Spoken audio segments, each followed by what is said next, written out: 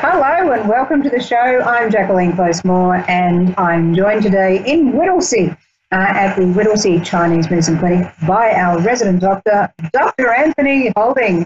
Hello, young man. How are you today? I'm very well, thank you, and thank you for having me back on your awesome show. It's wonderful to be joined by you, and it's very poignant that they're actually here in Whittlesea, and it's actually just a day after the 10-year anniversary of the Black Saturday bushfires. And both Tony and I don't like to dwell on that topic because it's actually been quite affecting of ourselves and a lot of other people around us and people in this town. And so because we're doing this show and because it goes out to many other people, it is something we, I guess, have to acknowledge. And it's important to acknowledge it, but not to dwell.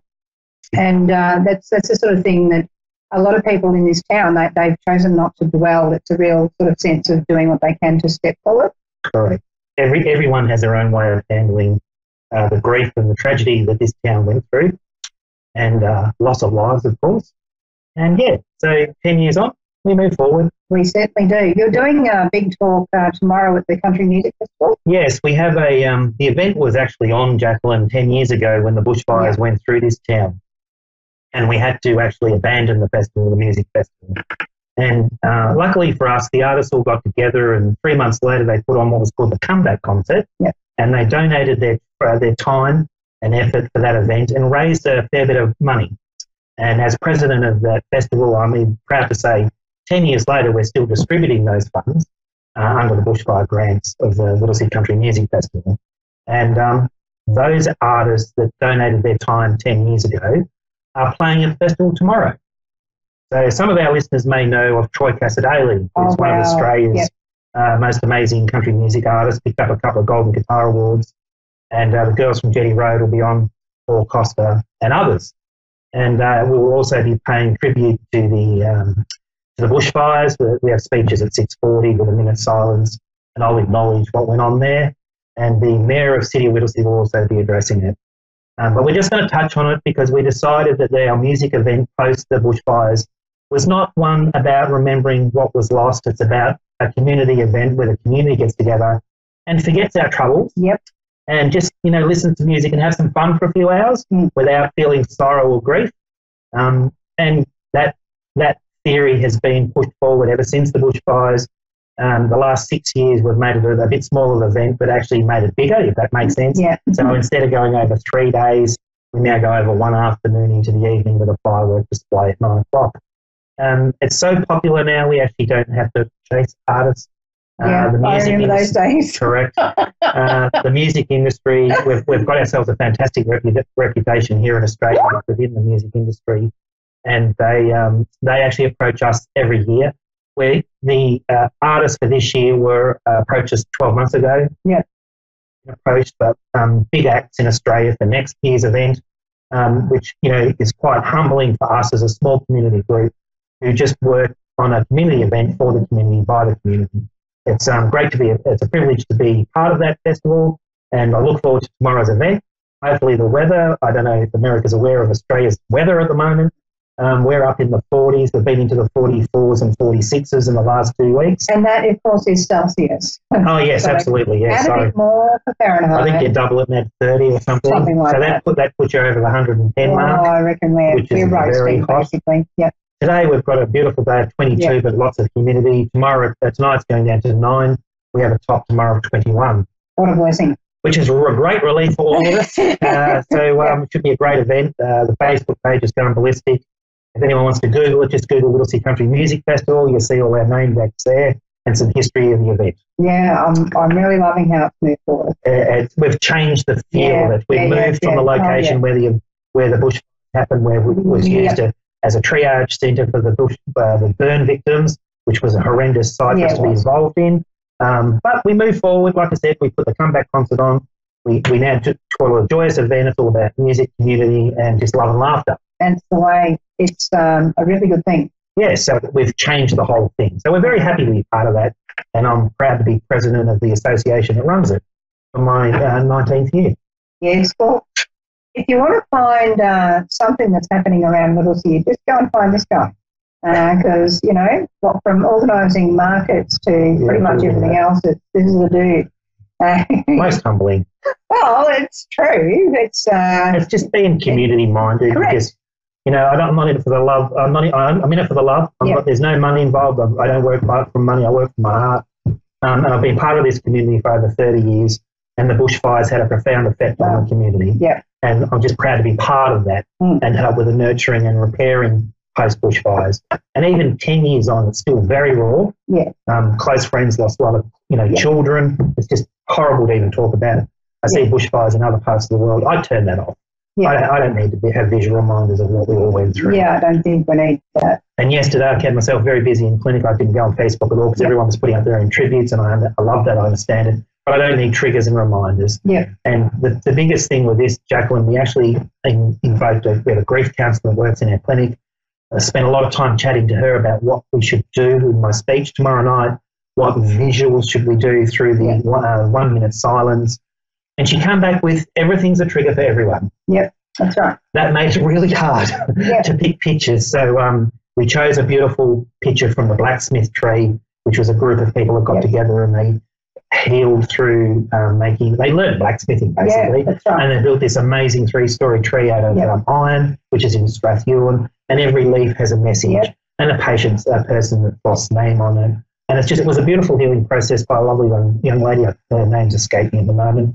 But it's called the Blacksmith Project. If everyone want to Google that, you'll find it and see the amazing tree. I was happy to be involved in that. Yeah, I don't tend to work on the Black Friday anniversary, and that's my own thing that I do because, it was really big for me before, during and after. Yeah. And Tony knows about that well and truly. But it is about that moving forward, and for some people it's like a day of just you don't see clients. Other people like Tony, it's like, all right, I'm going to stay busy. Yeah. Other people that might play Farmville, if that still even exists, probably Candy Crush now. Actually, mine. A lot of us were playing Farmville. It was kind of the great irony. We were growing things on the internet, in fields on the internet that were very safe, and we're doing that straight after the fires. But it is something that it's great that we can all move on. And I think it's the thing when people are going through a disaster somewhere else around the world, because we're going to America, we're going to Europe, we're going all around the world with this show. So when you've got someone who's just experienced something like that, like they're in a disaster, what's the sort of things they can do for self-care that you'd sort of recommend from a health point? Yeah, so being an acupuncturist, I'll always say acupuncture comes to the forefront. Yeah. We do a lot of PTSD work, and the American Army is actually one of the biggest users of acupuncturists to treat war return soldiers with PTSD. Yep. They do auricular acupuncture. They don't have the luxury of beds like in my clinic, because with the soldier boys, there's probably 30 or 40 you've got to treat in 20 minutes, and they're due outside. So wow, That's called community acupuncture. Yeah. It's very common in America. It's taking off in Australia. There's quite a few community clinics. It's not like a low-cost clinic. Yep. So basically I get a job this afternoon quite easily working for the American Army treating soldiers for PTSD because they use the auricular points. I use back bladder points, bladder 44, 45, 46, 47. You can actually see those points are raised on a PTSD patient. Funny enough, they actually look like my knuckles. I can see them sit like that. And when I needle the point on their back, you can see it dissipate. I've had patients, young footballer that I've been treating since the bushfires. He only comes to me when he can't sleep anymore. Yeah. So I add bladder 11, which is the back shoe of the lung. Lungs, the grief, holds grief in our lungs. That's why we wake between 3 and 5. That's the grief hour. I call it an hour. That's 2, I knew that. 1 to 3 is stress. 3 to 5 is grief. So most PTSD patients can't sleep between 1 and 4. Yep. They're awake. They just can't. They just lay there awake going, why am I still awake? Yep. One, it's the stress of the bushfires, and 2, it's the grief. Now, grief doesn't have to be, of course, death of a person. It can be breaking a relationship, breaking down of a contract. It can be anything. And when I do an initial intake on a patient, I always ask about sleep patterns. We're really big on sleep in allied health. And I ask them, do they fall asleep? What's your sleep pattern? They either say, crap, great, awesome, I've got 2 kids, what do you think? Is a very common one.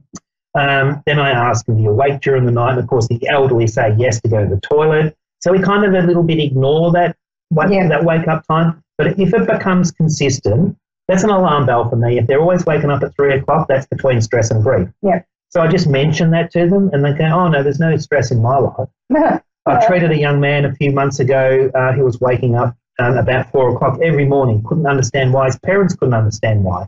So I said, it's the grief hour, 3 to 5. So, and they said, oh, no, we haven't lost anyone. Then mum realised their dog passed away 12 months ago. He, the young man, was very close to the dog, played with the dog, and she said, oh, I thought he'd be over that by now. No, he's clearly not over it. He's waking in the grief point, the grief hour, 3 to 5. So I treated the PTSD points on him out of the back shield of lung, bladder 11. I did some heart nourishment points. I did pericardium 6, which is the soldiers around the heart to stop the heart being attacked. And within 2 treatments, he was back to normal sleep. He cried a bit. That's what I was going to say about that footballer that I treat. Yeah. As soon as I do the back shield, lung points, he bursts into tears and cries uncontrollably for 30 minutes during the treatment, which is really, really good. Yep.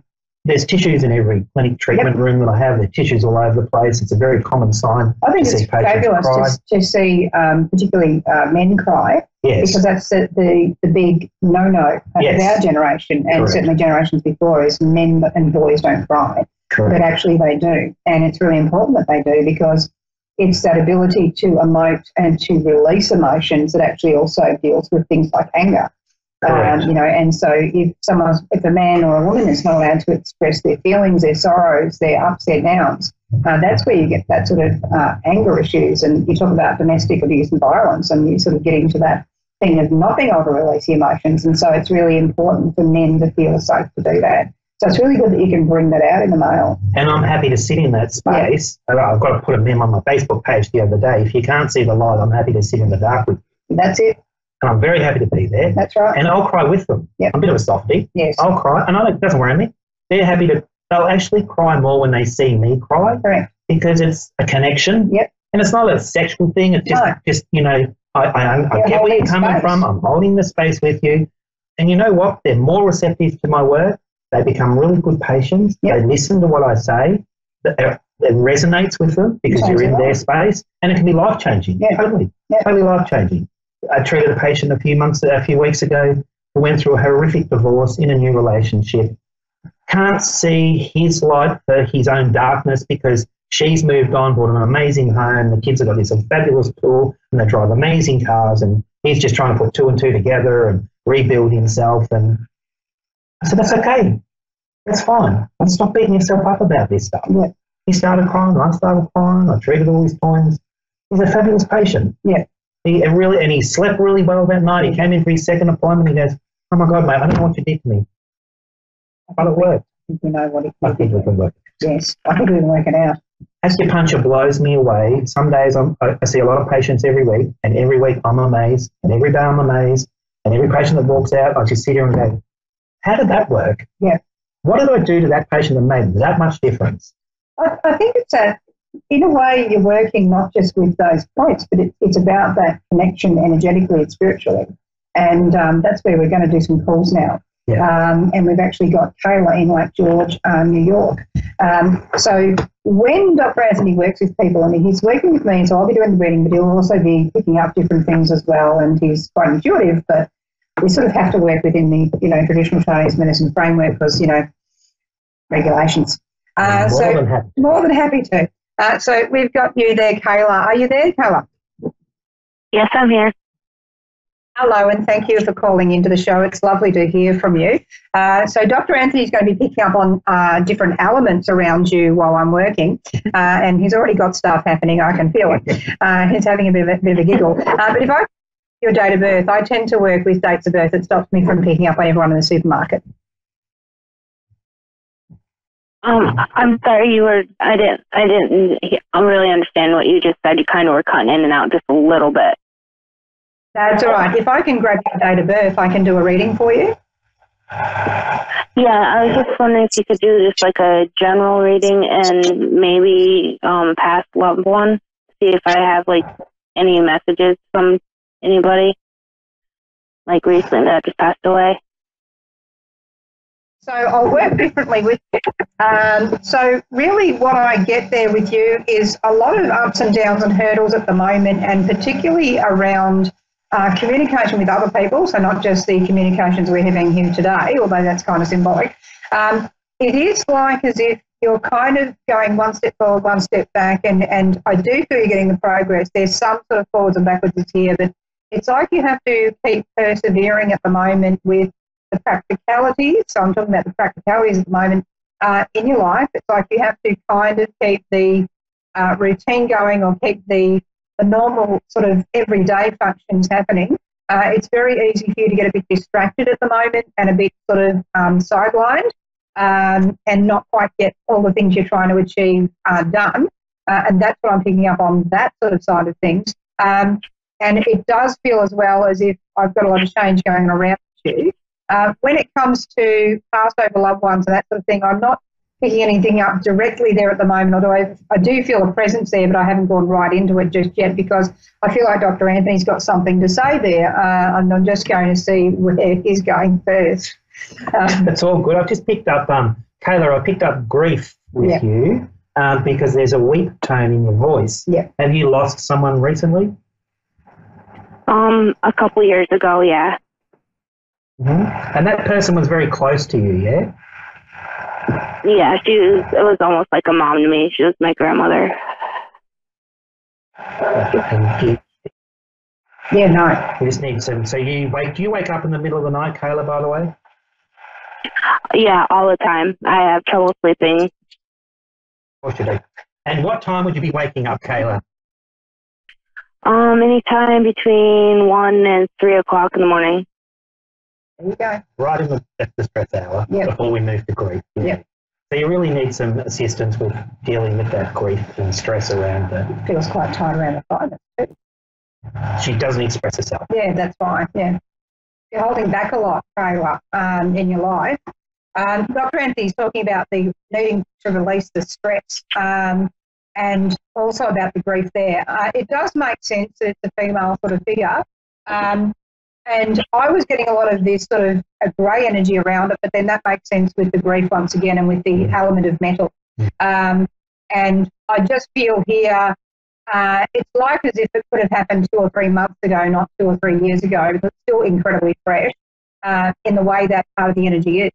I think the needing to sort of focus on the routine and the everyday at the moment is really kind of crucial to help you with getting through each day, as it were, or finding a new purpose. But I think the problem is that if we go too much into that, you start to block out how you're really feeling. And I'd really look at, whether it's having a massage, whether it's having acupuncture, whether it's having spiritual healing, seeing what you're really feeling safe and drawn to work with, to help release some of the stress that's going on for you, and to start to refocus and recenter on your goals, your purpose, your drive, your direction, because I feel as if with this passed over loved one, that's very much what they would have wanted you to have done. I feel they're a very strong figure. They're very direct when they do speak, and there is a tendency in them to be very good at helping other people get up and go, even if they themselves don't have a great deal of mobility at the time. If there is issues with their own physical health that stop them from being able to be as fully mobile as they'd like, or functional, or doing as many things as they'd like, I still feel as if they'd be able to be that guiding force and inspirational force to get other people moving. So, that's the kind of feeling I get from them, is really that it's okay that you're feeling like this. It's really important for you to acknowledge how you're feeling, but at the same time not to simply dwell there, because that will be holding you back at this point in time.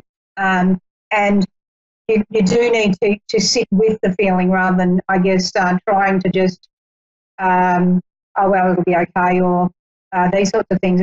You're needing to talk this out with someone on maybe a bit of a more regular basis, maybe in a therapeutic setting, to help you with processing of that, because it just keeps sitting there and not sort of moving is what I'm feeling at the moment. And that's why I'm kind of wanting to address it that way, rather than some of the ways that you have been. Because I feel like what you've been trying hasn't sort of, been really hitting the spot, if that makes sense. Yeah, that's true. Yeah, I think that you have such a beautiful heart. It's just, you're still kind of bogging it down and staying in this space. And the thing is that we don't really, and as Dr. Anthony's already said, not getting over. It's not about getting over it or get over it. It's about learning to live with this. And what sort of points would you recommend on her body if she was pressing them herself? It would be a lung 7 point. We're going to show that on the hands. So yeah. There we go. Right. Where's my hand? There's your hand. We can now see it. There. So if you want to look back on the podcast later, Kayla, you'll be able to see what point Dr. Anthony's pressing. And it's just below the wrist, isn't it? Just below the wrist on the thumb side. On the thumb side. It'll actually feel quite sore for you, Kayla, when you press it, because it's blocked. So if you're pressing on that and if you're working on that sort of spot there, and giving it a good go and a good press, that's something that you can do to self-soothe or self-calm. But even having things like a hand massage can actually get into some of those spots as well, particularly if they're moving up beyond the wrist. And she'd actually be having pain down through here too. That's that sand gel point. Yeah. But that's where an acupuncturist nearby you would be able to help you with that. Point. Yeah, because I'm feeling pain in there. Sleep in large intestine 10. Yeah. Can you relate to getting sensitive? Like, you won't be able to see where I'm pressing at the moment, but you'll lift on the podcast, but it's like in the lower arm, nearer to the elbow, there'll be a point there on the exterior, of the arm that you'll press, and it'll be quite sensitive in there. You'll probably need to look at the podcast later to see that, but that's where an acupuncturist would be able to help you, and we've picked that up remotely away from you, sensitively through energy, and also through what's going on for you, because even just talking about the points without using the psychic for a minute, you're still going to get those points, but I was actually also picking them up psychically as well on you. So there may be quite a bit of pain in different parts of your body, and by working with massage or acupuncture, that can help release some of the pain. And I think in your case, some of the physical pain may actually, have an interrelationship with how you're feeling emotionally, and by releasing some of the physical pain, I think that'll help release some of the emotional stuff for you. And I think by working on that, it'll help you become more conscious each sort of step of this process of healing, on, getting clearer in your life on where you're going with all of this stuff. And it's just really important for you, Kayla, at this point in time to look at what are the small things you can do each day that makes you happy. Not just what is making everyone else happy, but what can you do that actually makes you feel sort of some immediate sort of sense of small joy, or, simple little pleasures and fun. Like we were talking before at the very start of the show about how people deal with trauma. And how we were doing stupid things like playing Farmville on the computer, which is today's version would be Candy Crush. Only it didn't cost money back then. We were doing that as a healthy distraction. It was fun. It was a nice little distraction, but we didn't stay doing that. We were also still getting back into things, cleaning up yards, getting rid of debris, after those sorts of events. And so you may need to find the balance between taking care of the things you're having to take care of on a very physical, practical level, and then having to sort of go and, all right, well, what can I do that is self-nurturing, self-care, and looks after me? So, in my case, I've got a hula hoop. A good friend, recommended that to me. It's been rather interesting. I've been doing hula hooping in the most interesting places while playing a Tibetan bowl. Why not go for two at once? You can't really think about anything else while doing that. There's no real sense of, oh God, I've got to do that, or oh, this, I'm not good enough at that, or something, because you're just doing it. So, maybe a couple of activities you can do that are just about being in the moment and enjoying, and then other things you're doing that, all right, well, let's get onto this, let's master this, let's get some action happening, and then also some time where you're really acknowledging this grief that's been going on, and maybe getting some help to do that, because then you can get different strategies in place that are going to be stronger and more meaningful for you, because I feel like you've dipped into trying a bit of that and you've had some help and a couple of strategies. We haven't really stuck to them for different reasons, and it's just about pulling that back in and, bringing yourself back into, something you can do every day, maybe that's a ritual that helps put this all back together for you. So I hope that helps you today, Kayla, and we have run out of time. So, if you need to connect with me, you can find on Soul Star Radio on Facebook. Just type in Soul Star Radio with Jacquelene, you'll find me. It's been wonderful chatting with you, Dr. Anthony, and helping Taylor there as well. Thank you very much. And a connection I got with Taylor was artistic. Maybe grandma, or the lady with the grandma type, was crafty. Maybe could do some craft work. There's a connection way with Taylor, with you, and the lady that passed away. I think that's something you need to look at. Absolutely. That's part of that fun stuff. Absolutely. Yep, very good. Thank you for having me on today. Very welcome. Thank you. And sorry to all the calls we couldn't get to. Yeah. Going to get to so many, and we'll catch you next week, same bat time, same bat channel. Bye. Catch you later.